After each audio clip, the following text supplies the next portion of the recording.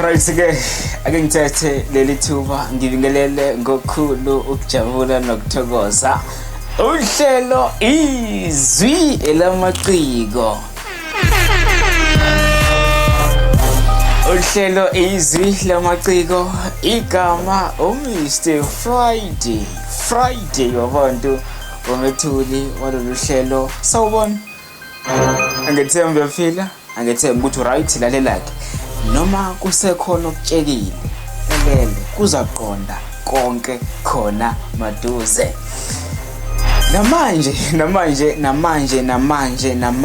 Namanje sisapholisa amanxeba sithi dudu emndenini, dudu kubangani, dudu kwizihlobo, dudu kubona bonke abantu abathintekile. Okunehlele bekuyinto noma bekuyintando yenkosi. Ndoda dubula sengathi ke umoya wakho ungaphumula ngokuthula, uphumule kahle. Well, sonke siyazi, nami ngiyazi, nawe uyazi. Udlulile emhlabeni umlandeli omkhulu omculo kaMaskandi.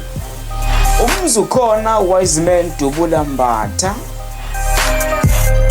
Edlulile kunjalo izinto zimapeketwane, kunzima, kubuhlungu. Kodwa ke nakho kubalekile engifisa ukuba mangikudlulise, engicela ukuba manginazise kona. Amaphoyisa acela ukuba siyeke, athi masiyeke ukukhuluma imicabango yethu ngokudlula emhlabeni kukaDubula, ngoba kungagcina kuphazamisa uphenyo, kugcina kufake nabanye abantu abathile ezinkingeni ezingenasidingo.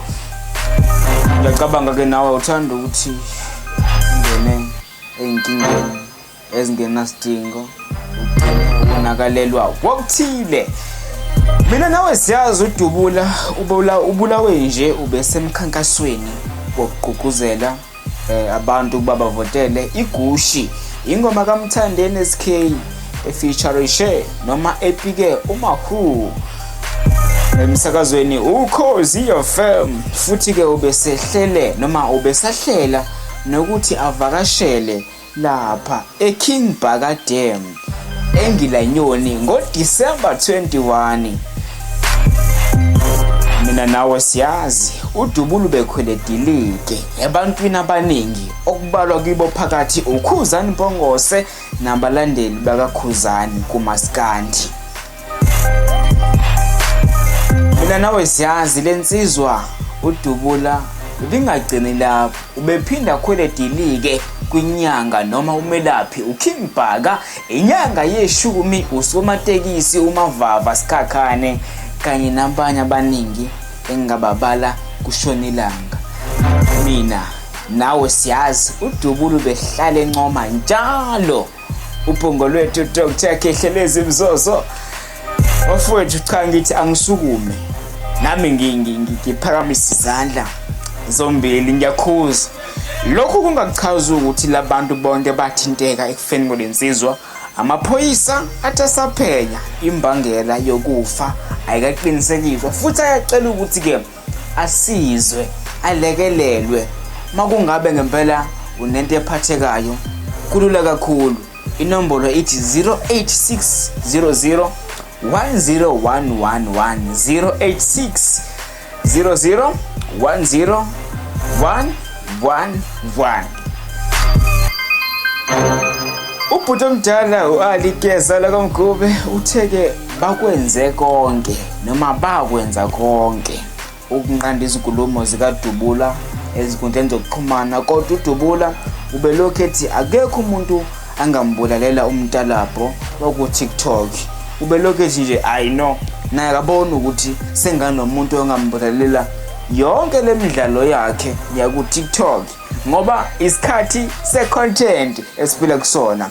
uAli Mgube uthe kuyona yonke lento eyenzekile kuDubula yena akasoli muntu. Bese ngithola nokuphakula kaDr. Khehlelezi, uphinde wakhuza wacela ukuba abantu mabayeke ukuhlekisa ngokufa kwalensizwa uDubula. Uthami Mgibe, uThami Mgibe nyawo, uMgibe ke Umgibe kafushane kancane umngane omkhulu kaDubula uthe uDubula ubulawe ngezikhathi zo-6:20 ntambama ngesikhathi benaye kwaSteve Kawash bayokosa inyama. Umgibe kuthe esawuthatha inyama yena eyosiwe wezwa sekuqhuma isibhamu, kanti ngaleso sikhathi sekudutshulwa insizwa uDubula amahlandla ayi-16, amahlandla awu-16. uDubula ke washonela esibhedlela saseGoli eNtathakusa ngomsombuluko. uDubula ubeyinduna yabalandeli bomculo bakaMaskandi. Umzukhona Wiseman Dubula Mbatha uzofihlwa emathuneni asesigodini sasesigangeni kwaMaye kwaNongoma ngomgqibelo mhla ka-14 December 2024. Seliphinde laduma lelo zilo dumo, izulu edume KwaZulu Natal, kwavele kwanyakaza eSouth Africa neAfrika kanye nomhlaba wonke jikelele. Gama lami ngingo-Mr. Friday yabantu, abanye bangibiza uMaxwell. Ngithathele ithuba ngibonge ithuba nesikhathi sakho.